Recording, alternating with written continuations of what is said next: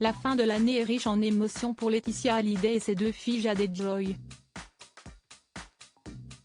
Arrivées à Paris il y a 3 jours, elles ont participé à l'inauguration d'une plaque en l'honneur de Johnny Hallyday dans le 9e arrondissement de Paris.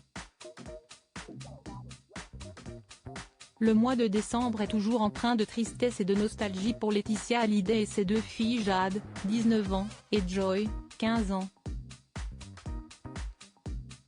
Cette période de l'année leur rappelle inlassablement qu'un membre essentiel à leur équilibre n'est plus là. Johnny Hallyday. 6 ans que le rocker préféré des Français est parti, 6 ans qu'il s'est éteint dans le bureau de sa maison de Marne-la-Coquette, Hauts-de-Seine, après s'être battu contre un cancer du poumon qui s'était généralisé et contre lequel il n'a rien pu faire. En ce dernier mois de l'année de 2023, l'esprit de Johnny Hallyday plane sur Paris. Le vendredi 22 décembre n'a pas seulement marqué l'ouverture de Johnny Hallyday, l'exposition à la porte de Versailles, cette journée a aussi été marquée par un hommage bouleversant au taulier en plein cœur de Paris, un lieu très important pour lui.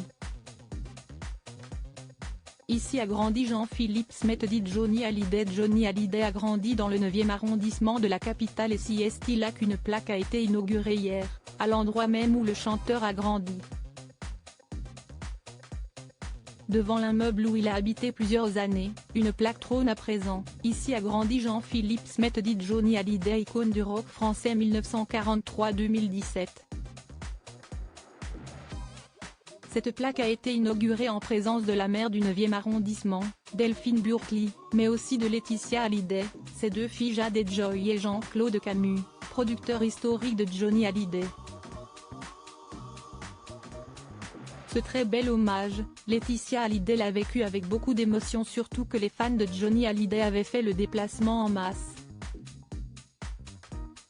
De nombreux bikers se sont rendus dans le 9e arrondissement, de quoi bouleverser encore un peu plus Laetitia Hallyday, toujours aussi touchée par la communion que continue de créer son défunt époux 6 ans après sa mort.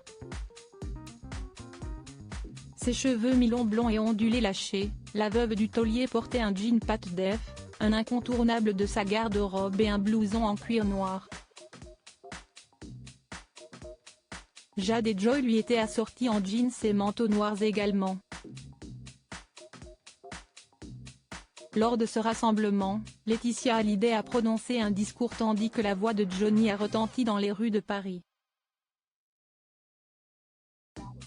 La chanson L'idolé des jeunes a notamment été jouée comme l'a rapporté BFM TV dans un reportage diffusé hier après-midi.